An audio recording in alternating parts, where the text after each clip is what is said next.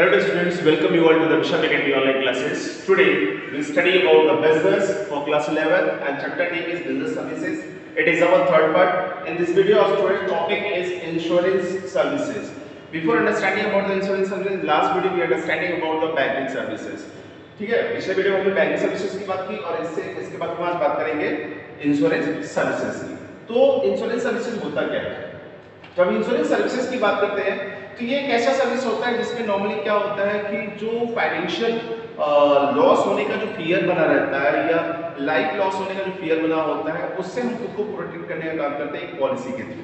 Normally कहता क्या है कि इंश्योरेंस सर्विसेज से बात करते हैं insurance is a contract between the insurer and insured. ये क्या है? एक कॉन्ट्रैक्ट है किसके किसके बीच में? इंश्योरर और इंश्योर्ड के बीच में। यानी कि एक वो बंदा जो इंश्योरेंस को ले रहा है और दूसरा वो जो इंश्योरेंस बेच रहा है। या which is in which the insurer agreed to make the good the loss of insured or happening of an event is considered of a regular payment is called premium.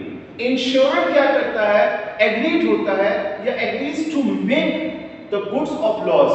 Goods of loss यानी सामान के नुकसान होने की भरपाई करने के लिए क्या करता है? एक इवेंट को जनरेट करने का काम करता है जिसमें वो लगातार क्या करता है? एक पेमेंट करता रहता है जिससे हम क्या कहते हैं? प्रीमियम कहते हैं। This agreement or the contract is in written and known as an insurance policy. ये जो कॉन्ट्रैक्ट होता है किसके किसके बीच में? इंश्योरर और इंश्योर्ड के बीच में। यानी इंश्योरेंस को लेने वाले और इंश्योरेंस को बेचने वाले के बीच में ये जो कॉन्ट्रैक्ट होता है उससे हम बोलते हैं insurance policy. Importance of terms used in the insurance contract. कौन कौन से ऐसे टर्म है जो इंश्योरेंस को जनरेट करने के टाइम में यूज किए थे? पहला आता है हमारा इंश्योरर। इंश्योरर का होना जरूरी है क्योंकि इंश्योरर और इंश्योर्ड पर्सन अगर दोनों नहीं होते हैं तो कॉन्ट्रैक्ट जनरेट नहीं होता है। हम किसके बीच में कॉन्ट्रैक्ट जनरेट करेंगे ये क्लियर नहीं होता है।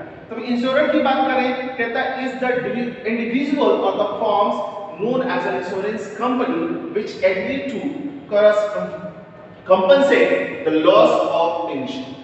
ये ऐसा फर्म या इंडिविजुअल होता है या एक कंपनी होती है, ऐसा फर्म होता है मतलब फर्म होता है या इंडिविजुअल होता है जिसको हम इंश्योरेंस कंपनी के नाम से जानते हैं और जो क्या करता है? जो एग्रीड होता है, एग्रीड तो तैयार होता है उस लॉस को पेमेंट करने के लिए जो इंश्योर्ड यानी कि that person who take the insurance वो करना चाहता है। मतलब इंश्योरर एक इंडिविजुअल इंश्योरेंस कंपनी होती है जो क्या करती है? एग्रीड करती है यानी कि तैयार रहती है कंपनसेशन देने के लिए ऑन लॉस उस नुकसान पे जिसको इंश्योर्ड पर्सन फेस करता है। जब इंश्योर की बात करें तो ये एक इंडिविजुअल होता है या एक फर्म भी हो सकती है who give the compensation of a loss, जिसको लॉस की भरपाई की जाती है किसके थ्रू? इंश्योरर के थ्रू। और इसके लिए ये क्या करता है? इंश्योर्ड पर्सन एक रेगुलर पेमेंट पे करता है जिसे हम क्या कहते हैं? प्रीमियम कहते हैं। जब हम बात करते हैं हैपनिंग ऑफ द इवेंट का सेंस क्या होता है? हैपनिंग ऑफ द इवेंट की हम बात करें it's refer the subject matter of the policies. ये पॉलिसी के ऊपर डिपेंड करता है कि किस तरह के पॉलिसी को हम मेजर करने का काम कर रहे हैं या kinds of losses covered under the policy. और उस तरह के लॉसेस की बात करता है जो पॉलिसी के अंदर कवर की जाती है जैसे फायर इंश्योरेंस हो गया, लाइफ इंश्योरेंस हो गया, गुड्स इंश्योरेंस हो गया, मरीन इंश्योरेंस हो गया, दुनिया भर के इंश्योरेंस होते हैं। तो ये उनमें से किस तरीके की चीजों को कवर करती है ये उसके हैपनिंग के ऊपर डिपेंड करता है यानी कि पॉलिसी के ऊपर डिपेंड करता है। Normally for the example in fire insurance the loss of compensate only if it is due to the fire. तो फायर इंश्योरेंस में तब कंपनसेशन मिलेगा जब कोई भी दुर्घटना फायर के साथ माध्यम से तेल में शॉर्ट सर्किट होता है, मान लीजिए गोडाउन में आग लग जाती है और आपने फायर इंश्योरेंस ले रखा है तो जो नुकसान आपका होता है फायर इंश्योरेंस की पॉलिसी के अंतर्गत अगर आता है तो उसको क्या करेगी? कंपनी पे करने का काम करेगी। प्रीमियम की बात करें it is the lump sum amount. ये हम हाफ ईयरली, एनुअली और मंथली, थर्ड मंथली पे करने का काम करते हैं जो क्या होता है? कंपनसेशन के टाइम पे दिया जाता है। नॉर्मली यहाँ पे कहता है it's refer to an amount paid quarterly, half yearly and annually by the insured to insurer for getting the compensation at a time of loss. ये इंश्योरर को तब तक दिया जाता है या तब के लिए दिया जाता है जब उसको क्या हो? किसी तरीके का नुकसान हो रहा होता है किसी पर्टिकुलर पीरियड ऑफ टाइम में। मतलब आग लगी तो रोज थोड़ी आग लगती है, किसी पर्टिकुलर डे पे ही आग लगती है तो उस आग लगने की सिचुएशन में क्या होता है? जो उसका रिकवरी अमाउंट होता है या जो लॉस होता है उसकी भरपाई के लिए एक प्रीमियम अमाउंट क्या करती है, एक कंपनी या एक इंडिविजुअल क्या करता है, पॉलिसी देने वाली कंपनी को या एक इंडिविजुअल को वो अमाउंट पेमेंट करता रहता है।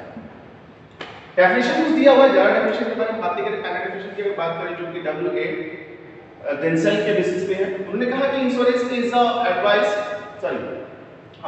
advice for the transfer of a risk individual to another, an insurer who agreed for the consideration to assume to a specific existence loss suffered by the insured।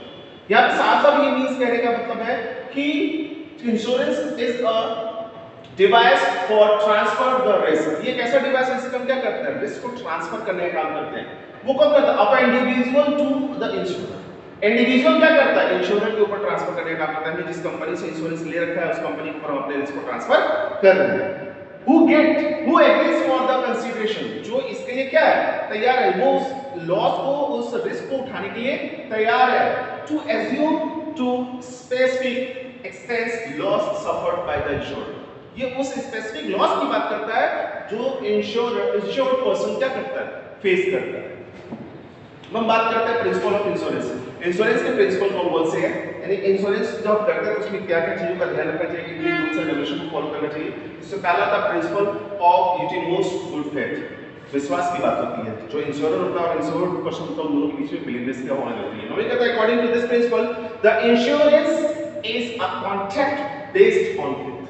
ये insurance जो होता है एक ऐसा contract होता है जो किसके ऊपर बेस्ड होता है, फेथ के ऊपर बेस्ड होता है, विश्वास के ऊपर बेस्ड होता है।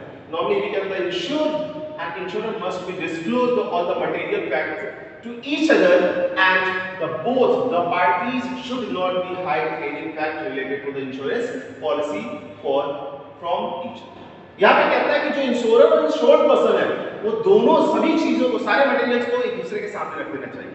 मतलब आप जिससे कहते हैं ना कि हमारा लॉयर हो और हम क्रिमिनल केस में फंस गए, हम क्रिमिनल नहीं फंस गए हो तो हम उससे चीजों को छुपाएंगे तो वो हमारी हेल्प नहीं कर पाएगा, लेकिन हम उसको पूरी तरीके से डिस्क्लोज करेंगे तो वो हमें बचाने में हमारी हेल्प करना। ठीक इसी तरीके से अगर हम इंश्योरेंस पॉलिसी ले रहे हैं तो जितने भी फैक्ट मटेरियल्स हैं वो सारे के सारे क्या होने चाहिए, इंश्योर्ड और इंश्योरर आपस में एक दूसरे को क्लियर कट बता दें। इवन ये भी कहता है कि पॉलिसी से रिलेटेड भी अगर कोई फैक्ट है या पॉलिसी से रिलेटेड कोई इंफॉर्मेशन जो हिडन है उसको भी इंश्योर्ड पर्सन को इंश्योर्ड पर्सन को बता देना चाहिए। इधर भी कहता है if the insured hides any material fact from the insurance company and later on the insurer comes to know about it, then he can refuse the pay compensation। मान लीजिए अब क्या हुआ कि आपने इंश्योरेंस पॉलिसी ले रखी है लेकिन बहुत सारी चीजों को आपने इंश्योरेंस कंपनी से छुपा रखा है। इस सिचुएशन में अगर इंश्योरेंस कंपनी को पता चलता है तो उसके पास ये राइट है कि वो रिफ्यूज कर सकता है उस कंपनसेशन को जिसके लिए आप तैयार बैठे हैं। ये भी कहता है failure of to make the disclosure of the material fact by the insured make the contract of the insurance avoidable at the discretions of the insured. वो क्या कर सकता है, अब यहाँ पे दूसरी चीज की बात कर सकते हैं तो कहता है fail to make the disclosure of the material fact by the insured. Insured के माध्यम से हम कोई मटेरियल फैक्ट को क्या करते हैं, हम फेल कर जाते हैं, कोई डिस्क्लोज नहीं करते, मतलब भूल जाते हैं, बता ही नहीं पाते हैं। कहता है to contract of the insurance, हम कॉन्ट्रैक्ट इंश्योरेंस की कॉन्ट्रैक्ट में आते हैं avoidable at the discriminations of the insurer. वो क्या होता है, इंश्योरर के बेसिस पे अवॉइडेबल होता है, वो क्या करता है, उसको हाइड करता है।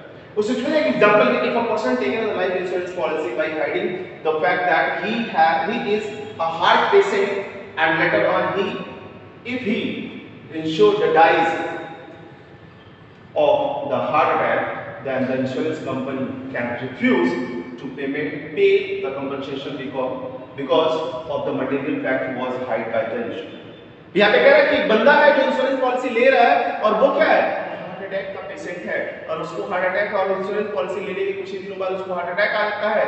तो ये चीजें जो डिस्क्लोज न होने की वजह से कंपनी को जब ये पता चलती है तो कंपनी क्या कर सकती है, भैया उसका पेमेंट रोक सकती है, उसको पेमेंट नहीं देगी। सेकंड प्रिंसिपल की बात करें, the principle of insurable interest. हम जो इंश्योरेंस ले रहे हैं उसमें हमारा क्या इंटरेस्ट है इसको भी हमें फोकस करना होता है। नॉर्मली कहता है according to this principle the insured must have an the insurable interest. जो इंश्योर्ड पर्सन होता है उसका अपना इंश्योरेबल इंटरेस्ट होता है। हम क्यों करें इंश्योरेंस, ये उसका क्वेश्चन होता है। तो उसको बताया जाता है कि ये करेंगे तो ये होगा, ऐसे करेंगे तो वो मिलेगा, इस तरीके की लॉस को हम रिकवर करेंगे, इस तरीके की सिचुएशन को हम ये फेस करेंगे, इतना आपको पेमेंट करेंगे, इतने आपको कैलकुलेशन होगा। जैसे जो भी फैक्ट ऑफ मटेरियल है इंश्योरेंस पॉलिसी के रिगार्डिंग, उस पे हमें उसे अट्रैक्ट करने की बात होती है कि हम उसको बता सके, समझा सके कि इस पॉलिसी को लेने से आपको क्या बेनिफिट है। कहीं ना कहीं उसका पर्सनल इंटरेस्ट होगा तो वो पॉलिसी को परचेस करेगा। तो वही कह रहा है, it is a subject matter of the insurance policies. ये किसका मैटर है? इंश्योरेंस पॉलिसी का subject matter. Without interest taking an insurance policy is Gamble and the fundamental activities and the law does not permit. बिना किसी interest के अगर मान लीजिए कोई इंश्योरेंस पॉलिसी की जाती है तो गैम्बल होती है, फ्रॉड होता है वो। तो ऐसी एक्टिविटीज होती है जिसको लॉ लीगल नहीं मानता। In case of the insurance, the insurable interest come with the relation of insured with the person making the insurance policies। कहता है in case अगर मान लीजिए किसी कारण से क्या होता है of the life insurance of insurable interest, life insurance क्या है? इंश्योरेबल इंटरेस्ट है। और ये भी कहता है come with the relation of the insured. वो किसके साथ रिलेशनशिप रखता है? इंश्योर्ड पर्सन से, जो इंश्योरेंस ले रहा है उसके साथ। With the person taking insurance policy, ये उसके साथ ले रहा है जो क्या हो इंश्योरेंस पॉलिसी को ले रहा है। या for example person can take the life insurance policy for his suppose or for his or her children, but he or she cannot take an insurance policy for a stranger। अब देखें तो यहाँ पे क्या है कि अगर मैं इंश्योरेंस ले रहा हूँ तो दो चीजें हो सकती है, या तो मैं अपने लिए ले रहा हूँ या तो अपने बच्चों के लिए ले रहा हूँ, लेकिन मैं किसी स्ट्रेंज पर्सन के लिए इंश्योरेंस पॉलिसी नहीं ले सकता। यानी मैं दूसरे के लिए, ऐसे व्यक्ति के लिए जिसके बारे में मैं नहीं जानता हूँ, उसके लिए कोई पॉलिसी मैं नहीं ले सकता। और ऐसा होता है तो वो क्या है? फ्रॉड है, क्योंकि हम जान ही नहीं कौन बनता है। नेक्स्ट प्रिंसिपल की बात करें तो प्रिंसिपल ऑफ indemnities की अगर बात करते हैं तो नॉर्मली कहता है according to this principle the insurance can not a contract of making the profit. Insurance क्या है? indemnity, प्रिंसिपल ऑफ indemnities की अगर बात करते हैं तो नॉर्मली इंश्योरेंस क्या है? ये एक ऐसा कॉन्ट्रैक्ट है जिसमें आपको प्रॉफिट कमाना है। यानी कंपनी जो इंश्योरेंस पॉलिसी देती है वो प्रॉफिट के मोटिव को फोकस करके नहीं देती है, लेकिन ये क्या है? The purpose of insurance is bring back is the insured in the some financial position as he has before the loss। वो क्या करती है? इंश्योरेंस कंपनी जो सामान हम मतलब कहेंगे कि जो हम कंपनी अपनी कंपनी का जो इंश्योरेंस करवा रहे हैं, इंश्योरेंस कंपनी हमें बस इतनी फैसिलिटीज प्रोवाइड करती है कि किसी रीजन बस जो हमारा लॉस हो रहा है, जैसे मान लीजिए आग लग गई, मैंने कहा आपके गोडाउन में, तो आग लगने के बाद आपका लॉस होता है, तो वो क्या करती है? उस लॉस की रिकवरी के लिए बस की जाती है ताकि आपकी फाइनेंशियल पोजीशन को पहले की स्थिति में लाया जा सके, आपको ज्यादा लॉस ना हो, या आप क्या हो, आपकी जो इंडस्ट्री चल रही है, आपकी जो बिजनेस चल रही है वो डाउन ना हो। For example a person insured his factory for 2 lakh against the fire. एक व्यक्ति ने क्या किया? 2 लाख रुपए की पॉलिसी ली किसके अगेंस्ट? फायर के अगेंस्ट। कि फायर से होने वाले लॉस के लिए उसने 2 लाख रुपए की पॉलिसी ली। अब क्या होता है? Due to the fire he suffered a loss of 1 lakh rupees। आग लगने से क्या हुआ? उसको 1 लाख रुपए का नुकसान हुआ, और इसमें क्या कहता है? The insurance company will compensate him 1 lakh and not the policy amount at the that is 2 lakh। यहाँ पे कहता है इंश्योरेंस कंपनी उसको क्या करेगी? जितने का नुकसान हुआ उतने का पेमेंट करेगी। यानी 1 लाख रुपए का नुकसान हुआ तो उसको 1 लाख रुपए का पेमेंट करेगी, 2 लाख का पेमेंट नहीं करेगी। Because the purpose of insurance is the compensate for the loss. जो इंश्योरेंस की का पर्पस है, जो उद्देश्य है, वो क्या है? लॉस को कंपनसेट करना, न कि प्रॉफिट को मेंटेन करना। फोर्थ पॉइंट की बात करते हैं तो प्रिंसिपल ऑफ कंट्रीब्यूशन की बात करते हैं। तो कंट्रीब्यूशन की सिचुएशन में क्या होता है? The principle of contribution is corollary of the principle of indemnities। तो देखें तो ये indemnities प्रिंसिपल जो है, यानी कि उसी से रिलेटेड जो बिजनेस जितना हमारा लॉस होता है उतनी क्या वो भरपाई करती है, इससे ज्यादा भरपाई नहीं करती। According to this principle a person has taken a more than one insurance policy for the same subject matter, then the all the insurer will contribute the amount of loss. अगर मान लीजिए क्या हुआ, मैंने 2 लाख रुपए की पॉलिसी ली एक company से, दूसरी कंपनी से 2 लाख रुपए के लिए, तीसरी कंपनी से भी 2 लाख रुपए। मैं ये सोच के बैठा हूं कि अगर मेरा लॉस होगा तो सारी कंपनियों से कुछ अगर 1 लाख रुपए तो 1 लाख रुपए मुझे सारी कंपनी, ऐसे नहीं होता। इंश्योरेंस पॉलिसी के इम्पोर्ट पॉइंट में क्या होता है, ऐसा नहीं होता। इंश्योरेंस पॉलिसी ये कहती है कि अगर एक ही सब्जेक्ट मैटर पे, यानी लॉस बाय फायर पे मैंने क्या किया, इंश्योरेंस ले रखा है और 4 कंपनियों से ले रखा है और चारों से एक ही पैटर्न पे एक ही अमाउंट के लिए ले रखा है, तो वो अमाउंट जितने का लॉस होता है चारों कंपनी आपस में मिलके बांट के मिलेगी। जैसे यहां पे एग्जांपल दे रहा है, for example a person get his house insured against the fire rupees 1 lakh with the insurer. A and for the rupees 50 with insurer B. कह रहा है कि A से इसने 1 लाख का और B से 50,000 रुपए का, और इसके साथ A is loss of the 75,000 occurred, then A is liable to pay the 50,000 and B is liable to pay to the 25,000. अभी ये क्या होगा, जिससे A से जितनी पॉलिसी लिया है, B से जितने अमाउंट की पॉलिसी लिया है, वो दोनों रेशनलाइज वैल्यू पे क्या करेंगे, उसको पेमेंट करेंगे। जितना अमाउंट वो दे रहा है, जिस रेशियो में दे रहा है, उसी रेशियो में उसको पेमेंट करने का करेंगे। अगर देखें तो यहाँ 1 लाख रुपए का है, यहाँ कितने का है, जी हाँ, यहाँ 50,000 का है। तो अभी यहाँ पे कह रहा है कि A क्या करेगा, 75,000 का, 75,000 का जो लॉस हो रहा है उस पर्सन को, उसमें से 50,000 क्या कर रहा है, A पे कर रहा है, तो 25,000 B पे कर रहा है।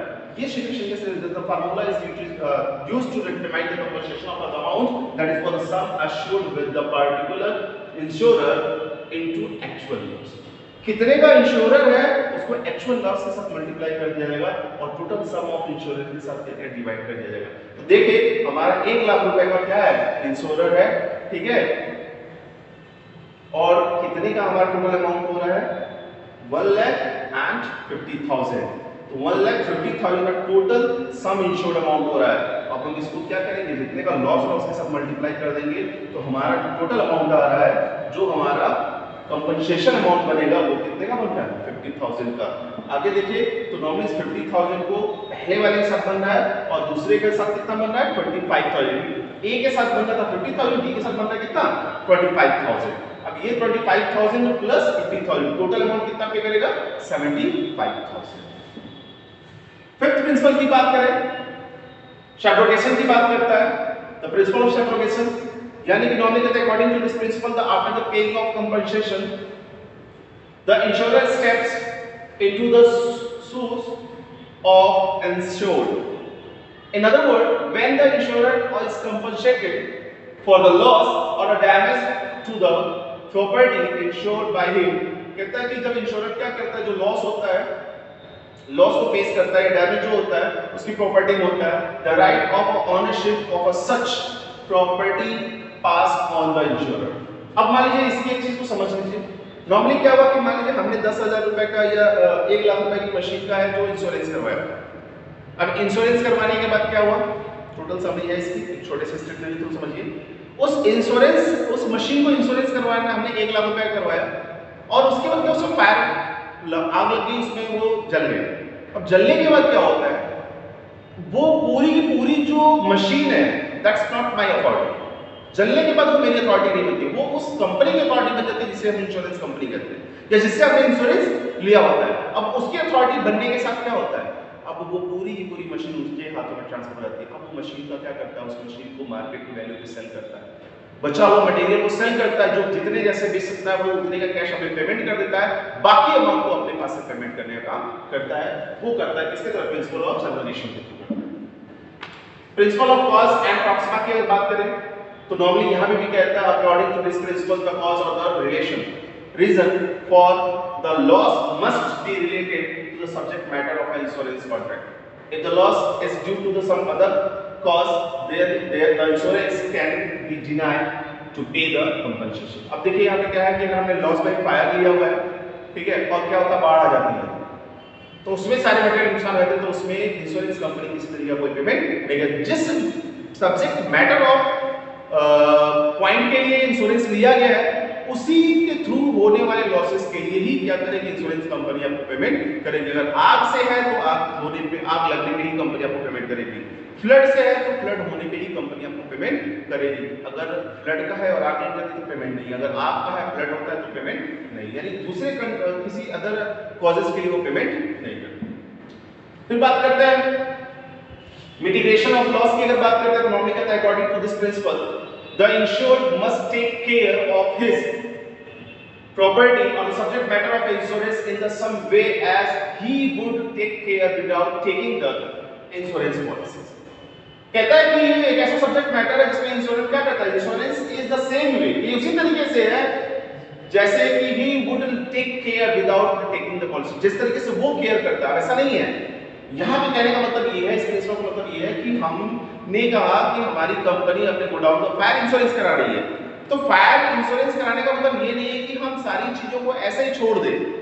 हमने शॉर्ट सर्किट होने वाला भी पता है यार, दो चार तार आपस में लड़ रहे हैं वो शॉर्ट सर्किट होगा, तो वो चीजें जो हो रही है हमको उससे बचाना भी है। ऐसा नहीं कि हो रहा है हो रही तो मेरा तो फायर इंश्योरेंस है, ऐसा अगर होता है तो वो फेवरेबल नहीं होता। प्रिंसिपल ये कहता है कि पहले जैसे आप पहले करते थे, जिस तरीके से पहले आप अपने प्रोडक्ट को अपने गोडाउन को सेफ रखने की कोशिश करते थे, after the fire insurance should be perform the same way of the manners, उसी तरीके से जैसे पहले आप उसको सेव रखते थे उसी तरीके से अब भी आपको क्या करना होगा, सेव करना होगा अपने सारे स्टॉक। अगर नहीं करते हैं तो उसके लिए वो कंपनसेशन पे वो क्लेम कर सकता है, वो मतलब पेमेंट के लिए रिफ्यूज भी कर सकता है। एक केस स्टडी देख लेते हैं। नॉर्मली कहता है transport company to an accident insurance policy for the all its vehicle. एक कंपनी के अंदर सारे व्हीकल्स के लिए जो इंश्योरेंस एक्सीडेंटल इंश्योरेंस पॉलिसी ले रखी है। A truck of that a company carry the orange meet with an accident। एक ट्रक जो होता है जिसपे कंपनी ऑरेंज को धोने का काम करती है, वो क्या था, उसका एक्सीडेंट होता है। Due to that accident there was no damage to orange but the orange were the unloaded from the truck and reloaded to the other. अगर देखें तो एक्सीडेंट की वजह से ऑरेंजेस में कोई प्रॉब्लम नहीं है, तो ऑरेंज को क्या किया गया, एक ट्रक से उतार के दूसरे ट्रक में लोड कर दिया है। Due to the time wastage the unloading and reloading the orange goes spoiled. Due to time wastage, समय ज्यादा लगने की वजह से, समय ज्यादा खराब होने की वजह से, यानी कि वेस्ट ऑफ टाइम ज्यादा होने की वजह से क्या हुआ, जो लोडिंग और अनलोडिंग करने में टाइम लगा उसकी वजह से बहुत सारे ऑरेंज क्या हो गए, खराब हो गए। ठीक कहता है with the company get compensation for the loss of orange. Company क्या जो ऑरेंज पे लॉस हो रहा है उसकी रिकवरी कर पाएगी या कंपनसेशन उसको मिलेगा फ्रॉम द इंश्योरेंस कंपनी से, यस और नॉट, मिलेगा या नहीं मिलेगा। ठीक है, which principle is related with this case, explain the principle. तो नॉर्मली क्या कह रहा है, पहले से तो उसको मिला नहीं क्योंकि वो एक्सीडेंटल लिया हुआ था, ट्रक का एक्सीडेंट होता, ट्रक को ज्यादा नुकसान होता तो वो उसका पेमेंट करता, लेकिन यहाँ ऑरेंजेस में नुकसान हो रहा है तो ऑरेंजेस का रिलेशनशिप ट्रक की पॉलिसी के साथ नहीं है, इसलिए वो इस तरह के प्रॉब्लम्स का, इस तरह के लॉस को फिलअप या कंपनसेशन इस पे नहीं देगा। दूसरे की अगर बात करते हैं, a husband took a life insurance policy for his wife. After 1 year, the couple got divorced and later on the 2 years, the wife died. Will husband get compensation for his insurance? जरूर, क्योंकि वो life insurance है और कहीं ना कहीं हमारी उसके साथ रिलेशनशिप बनी है। नॉर्मली कहता है the husband will get the compensation from the insurance company because in case of life insurance the policy insurable interest must be presented at the time of taking the policy. कहता है जब वो policy ली गई थी वहां पे life insurance की जो सिचुएशन थी वो इंटरेस्टेड सिचुएशन था, लाइफ इंटरेस्ट था उसमें, लाइफ ऑब्जेक्टिव थी, ना होने की सिचुएशन में वो मिल रहा था, इसलिए जो डाइवोर्स हस्बैंड है उसको क्या मिलेगा, उसको कंपनसेशन मिलेगा। अब बात करते हैं अश्योरेंस एंड अश्योर्ड की बात करते हैं। जब हम अश्योरेंस की बात करते हैं तो generally the term of assurance and assured are the consider the same things but these two are not the synonyms. ये दोनों का मीनिंग अपनी बात एक जैसा लेते हैं लेकिन दोनों सिनोनिम्स नहीं है, ठीक है। These two are the different in meanings, दोनों की मीनिंग्स क्या होती है, अलग अलग होती है। Assurance refer to the contract in which the sum assured is the bond to be paid the sooner or later. Assurance is refers to a contract, ये कैसे कॉन्ट्रैक्ट को रेफर करता है, in which the sum assured, जो assured person होता है या sum assured जो होता है is bond to be paid sooner or later। हम क्या करते हैं उसमें कम समय में या जल्दी उसका पेमेंट करने की बात करता है। In case of insurance the sum of assured is paid only when the insured suffer peninsular loss। अब अश्योरेंस में क्या होता है, इंश्योरेंस अश्योरेंस में क्या होता है कि जब उसकी मैच्योरिटी पीरियड आ जाती है, जो हम पैसा जमा कर रहे हैं, जैसे वो टाइम आ जाता है, तो वो दुर्घटना हो या न हो उसका पेमेंट हो जाएगा। लेकिन इंश्योरेंस में क्या है कि जब ये दुर्घटना होगी, लॉस बाय फायर, जब तक लॉस होगा फायर से होगा तभी इसका पेमेंट मिलेगा।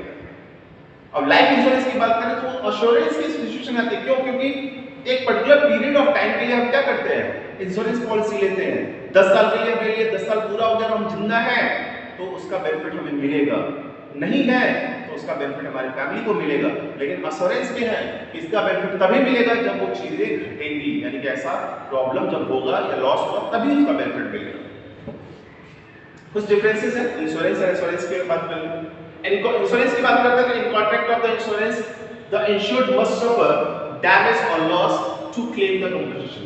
इंश्योरेंस में क्या होना चाहिए, डैमेज या लॉस होगा तभी इंश्योर्ड पर्सन को क्या करेगा, कंपनसेशन के लिए वो जा सकता है। लेकिन अश्योरेंस की बात करते हैं, contract of assurance is sum assured is bound to be paid whether the insured suffered और अ लॉस और नॉट। जो इंश्योर्ड पर्सन है वो लॉस भी सफर कर रहा है या नहीं कर रहा है, उसके बाद भी इसको पेमेंट किया जाएगा। यानी कि अगर हम लाइफ इंश्योरेंस की बात कर रहे हैं, वो मरा है या नहीं मरा, नहीं मरा तो भी जो पीरियड ऑफ टाइम लिया गया उसको पे किया जाएगा, अगर मर गया है तो भी उसका पेमेंट होना है इसी टाइम के हिसाब से। The terms insurance is used when the risk is uncertain, it may be, may not be happen।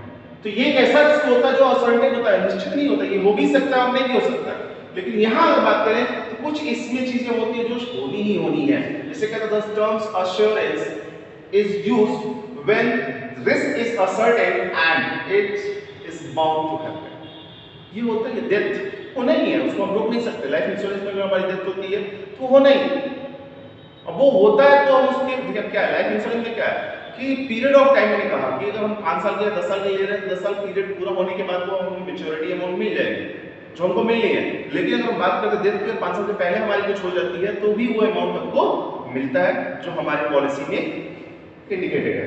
Third point बात करें insurance, The compensation is paid only on the happening event। ये तब पेमेंट होगा जब वो घटना घटेगी, और ये ऐसा नहीं है।